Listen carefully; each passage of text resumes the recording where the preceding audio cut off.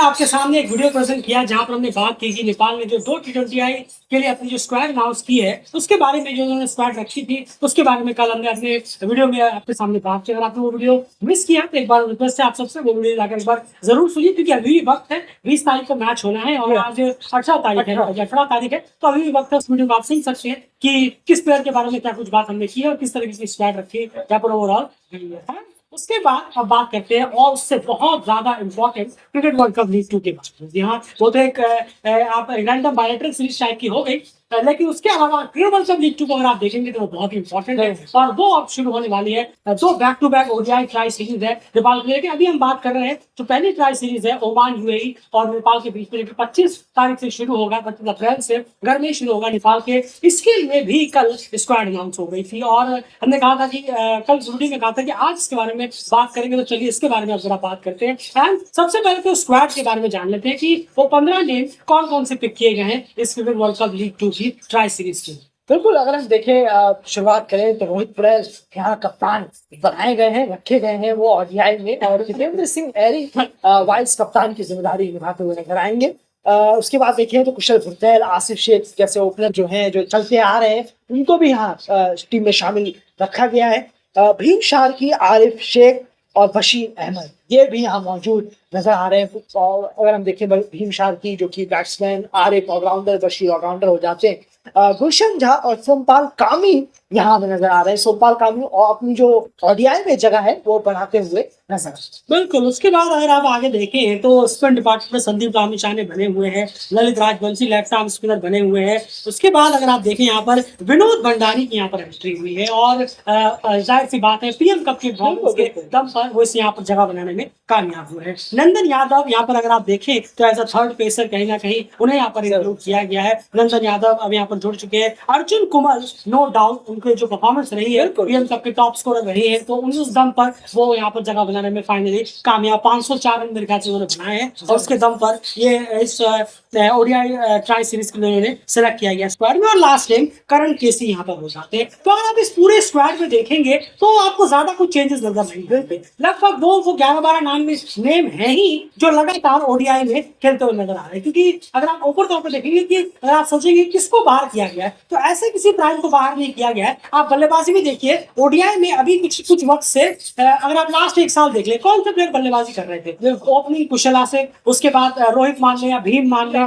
फिर रोहित, फिर आगे दीपेंद्र सिंह एरी, आरिफ शेख, गुलशन झा, फिर सोमपाल कामी, और ऐसे 6-7 बैटिंग खत्म हो जाती है। तो लगभग वो ये सारे नाम जो हमने आपको गिना है ये सारे नाम अब भी स्क्वाड में मौजूद है। तो कुछ खासा ऐसा अलग नाम नहीं है जो लगातार खेल रहे थे। एक दो प्लेयर जो अलग से लिए जाते हैं स्क्वाड में, स्क्वाड 15 की होती है, खेलते 11 है, तो वो जो 4 स्क्वाड बचे हुए होते हैं उन्हीं 4 में ज्यादा फेरबदल किया गया है। बाकी 11 नेम तो लगभग वही है जो लगातार ओडीआई खेल रहे हैं। परफॉर्मेंस अच्छी रही हो बुरी रही हो, लेकिन फिर भी वो 11 अपनी जगह बनाने में कामयाब यहाँ पर जरूर हुए। ये सोचने वाली बात है।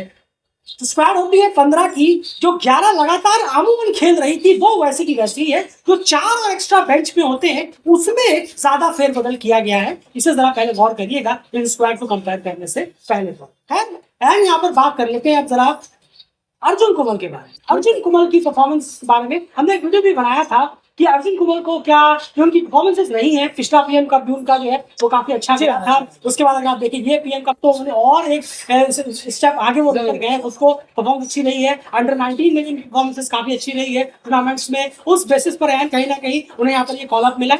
बिल्कुल बिल्कुल सही कहा आपने, और ये होना भी चाहिए था। काफी वक्त से वो लगातार कोशिश कर रहे थे अपने आप को अच्छा करने की। मैं ये नहीं कहूंगा कि कुछ 150 मारी तो आप सीधा इंटरनेशनल मैच खिला दें, ये नहीं, लेकिन काफी वक्त से वो 2-3-4 सालों से लगातार रन कर रहे हैं। और अब पीएम कप में, पिछले 2 पीएम कपों में उन्होंने जिस तरीके की बल्लेबाजी दिखाई है और जाकर उनका कॉल अप हुआ है, और ये बिल्कुल एक उनके लिए बहुत एक अच्छी खबर है अर्जुन कुमार के लिए, उनकी मेहनत के लिए, कि वो आखिरकार 15 में आने में सफल जरूर होता है। बिल्कुल सही कहा। वहीं पर विनोद भंडारी की बात करें तो उन्होंने भी कहीं ना कहीं पीएम कप के परफॉर्मेंस के दम पर यहाँ पर टीम में जगह बनाई है। और पिछली बार मेरे ख्याल से पिछली बार के आईपीएल के बाद या फिर शायद पीएम कप के बाद पिछली बार तो उन्होंने प्रेजेंटेशन में ये चीज कही दी थी कि पीएम कपूर एनपीएल की टॉप परफॉर्मेंस को लिया ही कहाँ हाँ है। एनपीएल में टॉप रनर में थे, बिल्कुल सही कहा आपने। तो उन्होंने फर्स्ट सेशन में ये चीज बाहर आकर कह भी दी थी, मेरे ख्याल से किसी इंटरव्यू में कही थी या शायद किसी प्रेस कॉन्फ्रेंस सेरेमनी में उन्होंने कही थी कि आप उठाकर देख लें कौन से टॉप 5 एनपीएल या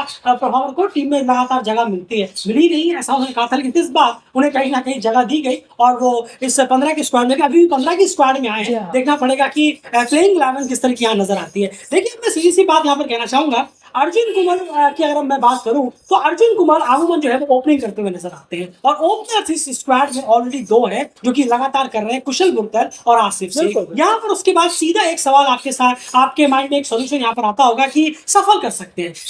किसी मैच में अर्जुन को खिलाया तो हमने कुशल को बिठा दिया, और आसिफ को खिलाया तो माफ कीजिएगा आसिफ को बिठाया तो कुशल गुप्ता को खिला दिया, या फिर किसी मैच में कुशल आसिफ को रखा तो अर्जुन को रेस्ट दिया। ऐसे करके हम सफल कर सकते हैं। यही चीज बहुत डेंजरस, बिल्कुल यही चीज बहुत गलत हो जाती है उस प्लेयर के साथ जिनको आप लेकर आए। जब आप किसी प्लेयर को लेकर आए हैं तो अगर आप उन्हें प्लेइंग 11 में लेना चाहते हैं तो आप उनको एक लंबा पीरियड दीजिए। ये सबसे बड़ी दिक्कत है। एक दो मैच देकर आपने उस ओपनर को, जिस ओपनर की जगह पर आप उन्हें खिलाना चाहते हैं, उस ओपनर को आपने बकायदा स्क्वाड में रखा हुआ है। इसका मतलब ही ये है कि आप इनको एक दो मौके देंगे, उसके बाद उन्हें बिठाएंगे और फिर अपने उस प्लेयर को लेकर आएंगे। मैं आपको पीछे लेकर चलता हूँ। आपको याद होगा अनिल शाह को लेकर आया गया था टीम में। अगर मैं बात करूं तो अनिल शाह जब आए थे तो मेरे ख्याल से कुशल गुप्ता को थोड़ा सा रेस्ट दिया गया था। जब ओपनर ट्राई किया जा रहा था या टॉप ऑर्डर में ट्राई किया जा रहा था तो कुशल को या आसिफ को कुछ मैचेस में वहां पर बिठाया गया था और अनिल को यहाँ पर जगह दी गई थी। अनिल को देखिए 17 मौके मिले ओडीआई में। अब 17 मौकों में आप देखिए 2018 में उन्हें 2 मौके मिले, 2022 में उन्हें 2 मौके मिले, 2024 में उन्हें लगातार खिलाया गया और 12 मौके मिले, और उसके बाद 2025 में उन्हें 1 मौका मिला। 17 मौकों को उन्होंने कम से कम लगातार 7 साल में अलग अलग जगहों पर उन्हें सिर्फ 17 मौके मिले। ये चीज बिल्कुल भी मत दोहराइएगा अर्जुन कुमार के साथ, वरना अगर आप रिजल्ट एक्सपेक्ट करेंगे फिर आप 2-3 दिन बाद कहेंगे नहीं तो बेकार निकले, डोमेस्टिक में ही रन कर सकते हैं, कोशिश कर सकते हैं, फिर हम अपने वापस प्लेयर पे चलते हैं। तो ये बहुत बड़ी ज्यादती होगी उस प्लेयर के साथ। आपने अनिल शाह के साथ भी यही किया। अब मैं आपको बताऊं, देखिए कंसिस्टेंसी क्यों इतनी इंपॉर्टेंट होती है। अब देखिए जिस 2024 में सबसे ज्यादा इनिंग लगातार खेली थी अनिल शाह ने, 12 इनिंग, एंड उस 2024 में ओडीआई में अनिल शाह की परफॉर्मेंस की जरा आप नंबर्स बताएंगे। बिल्कुल, अगर हम देखें तो वहां 36 के एवरेज से 359 यानी कि 359 रन किए थे अनिल शाह की। अगर हम बात करें 12 इनिंग इन्होंने बल्लेबाज 2024 में, जी हाँ 2024 में, ये उनकी डिटेल्स है ओडीआई जो उन्होंने खेले थे।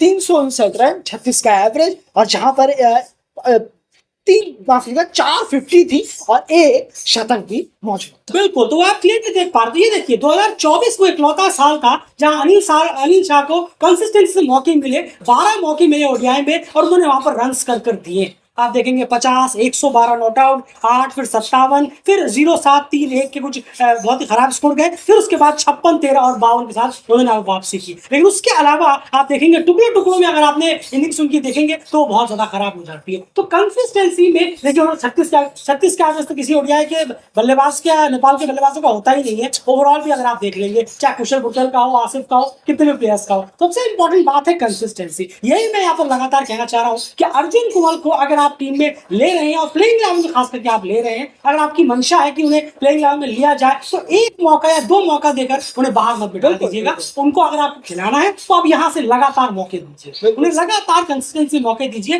कम से कम उनको 15 से 20 मौके लगातार चाहिए, पूरे मिलने चाहिए, तब जाकर जस्टिफाइड होगा। 3-4 साल से परफॉर्मेंस करके आपने सिर्फ 2 इनिंग में जज कर लेंगे तो ये उनके साथ भी जाती है और आपके सिलेक्शन पैनल के भी एक बहुत बड़ा धब्बा होगा। बिल्कुल सही कहा है आपने। और तो 20-21 साल के लड़के के लिए एक तरह से उसकी मेंटलिटी को तोड़ देना होगा कि 2 इनिंग खिलाई और बाहर कर दिया। कम से कम 20 मौके उन्हें लगातार देकर जरूर देखिए, जरूर होना चाहिए, होना तो ये चाहिए। लेकिन बहुतों की हम प्लेयर को, कई ऐसे प्लेयरों को भी जानते हैं जो कुछ वक्त के लिए आए और उसके बाद हमेशा के लिए गायब। जी हाँ, ऐसे क्रिकेट हिस्ट्री में कई देशों में ऐसे प्लेयर रहे हैं जो कुछ टाइम के लिए दिखे, डोमेस्टिक से लाए गए, कुछ खिलाया गया और उसके बाद उन्हें हमेशा के लिए डोमेस्टिक में वापस भेज दिया गया। तो होप करते हैं ऐसा ना हो। अगर उनको मौके मिले, अर्जुन कुमार रन भी करे, खाली मौके देकर ये ना करें लेकिन रन्स करें तो बहुत बेहतर। बिल्कुल सही कहा आपने। तो खैर देखना पड़ेगा कि आखिर क्या कुछ यहाँ पर चीजें होती है और अर्जुन कुमार के साथ क्या किस तरीके का जो है जस्टिफाई है वो किया जाता है। होगा उन्हें रन करने होंगे बिल्कुल और अच्छी बात है कि सेलेक्टर्स को भी थोड़ा सा और ज्यादा यकीन इन पर दिखाना। बिल्कुल सही कहा, क्योंकि सबसे बड़ी बात है, जाहिर सी बात है, उन्हें तो रन करने ही पड़ेंगे। ये मौके उन्हें किसी हाथ से गंवाने नहीं चाहिए, लेकिन जैसे कि मैंने पहले ही कहा, अगर एक दो मौके देकर आप उन्हें छोड़ने वाले तो ये बिल्कुल गलत होगा। उनको लगातार मौके दीजिए, जिससे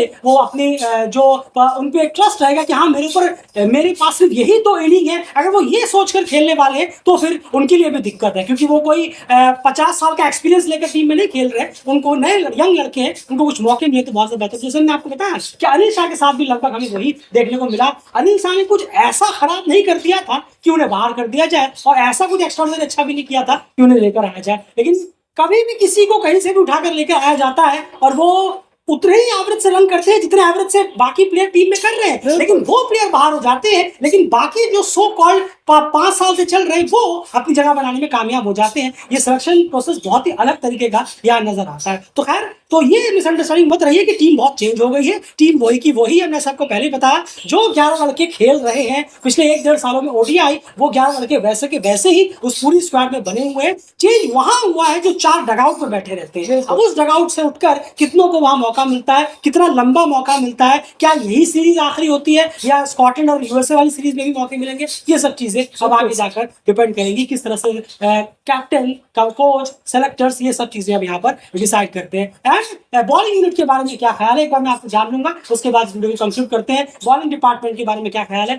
बशीर अहमद को इंक्लूड किया गया और सोमपाल कामी, करण केसी, ललित, संदीप, क्या कहेंगे? नहीं जरूर बॉलिंग में सिर्फ होम को देखते हुए, क्योंकि ओमान यूएई ओपोनेंट और होम को देखते हुए क्या आपको लगता है काफी अच्छी है? अच्छा है। बशीर अहमद ने भी अच्छी परफॉर्मेंस दी है पीएम क्लब में, और संदीप लामिछा ने तो विकेट टेकिंग लिस्ट में मौजूद थे, वो बहुत अच्छा गया है उनका पीएम कप भी रिसेंटली।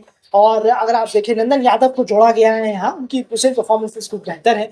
और ललित राजवंशी को स्टिक रखा गया है ओडीआई में। कुछ सोमपाल कामी, करण केसी जो वेटरन प्लेयर्स हैं, बॉलर हैं, उनको भी शामिल यहाँ रखा है। तो ज्यादा चेंज बॉलिंग के लिहाज से यहाँ ज्यादा हुआ नहीं है। वैसे के वैसे ही बॉलर्स है जो हमें आए सालों में दिखे हैं, लगातार 4-5 साल से 6-7 सालों से दिख रहे हैं ओडीआई में नेपाल के लिए। बिल्कुल सही। और इस सीरीज के लिहाज से अगर आप देखेंगे तो काफी बेहतर बॉलिंग अटैक है और उम्मीद करते हैं कि काफी अच्छी जरूर करेगी। लेकिन जो बातें हमें इस बार एनालिसिस में कहनी थी वो हम ऑलरेडी इस वीडियो में कह चुके हैं। तो आपकी क्या राय है, जरूर कमेंट बॉक्स में अपनी राय रखिए और जल्द चैनल को सब्सक्राइब कर लीजिए और हमारे फेसबुक पेज को जाकर अभी के अभी फॉलो जरूर कर लीजिए। उसका जो लिंक है उस पेज का वो आप हमारे कम्युनिटी टैब में और इस वीडियो के डिस्क्रिप्शन में भी आपको मिल जाए।